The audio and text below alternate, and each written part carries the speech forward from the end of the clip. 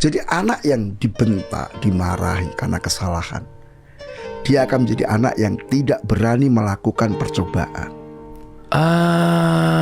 Takut salah, takut dimarahin. Dia akan jadi anak yang pasif aja. Suruh melakukan apa-apa itu serba ketakutan.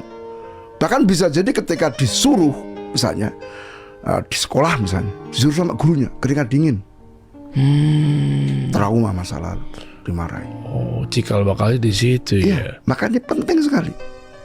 Nah terus gimana mengobatinya? Nah itu, apakah iya sekali bentakan? Mungkin kan ya sekarang ini para orang tua nih lagi nonton kan nggak juga gimana ya, dengan adanya tayangan edukasi kan jarang atau mungkin bisa mengosongkan gelas lah ya, keilmuan dan lain sebagainya. Ada gitu tiba-tiba, oke, gue udah pintar, gue makin pintar gitu. Ya bisa jadi kan pasti kan dia punya masalah lalunya apa segala macamnya yang memang yang masalah-masalah luar biasa, Ustaz. Anggaplah berarti ternyata kita cara ini salah selama ini.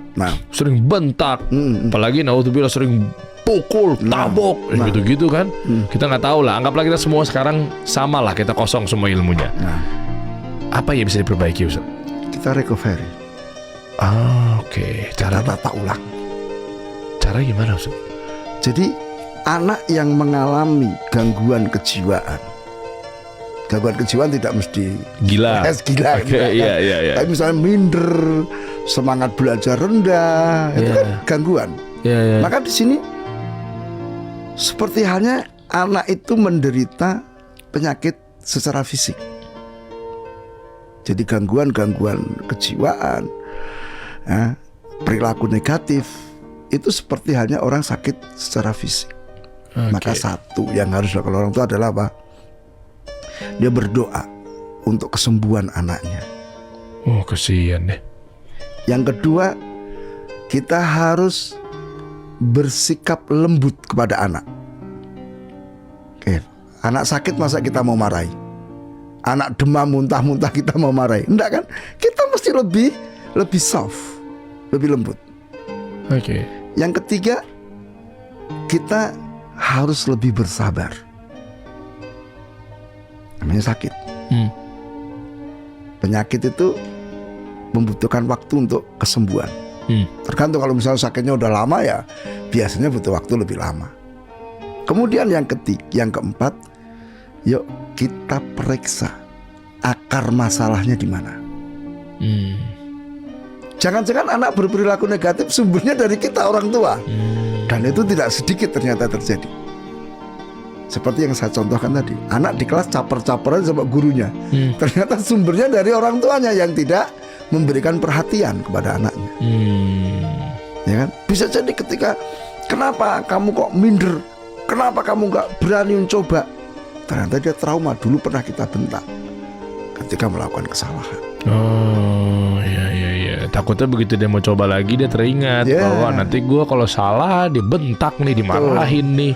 Maka pihak orang tua harus banyak melakukan perubahan.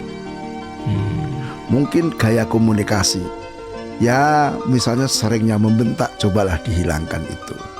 Atau mungkin gayanya gaya-gaya formal, seperti di kantor gitu. Cobalah dirubah. Ya, tunjukkan bahwa kita ini betul-betul menyayangi, mencintai anak-anak kita. Terserahlah bahasa cintanya seperti apa, yang penting bisa ditangkap oleh si anak.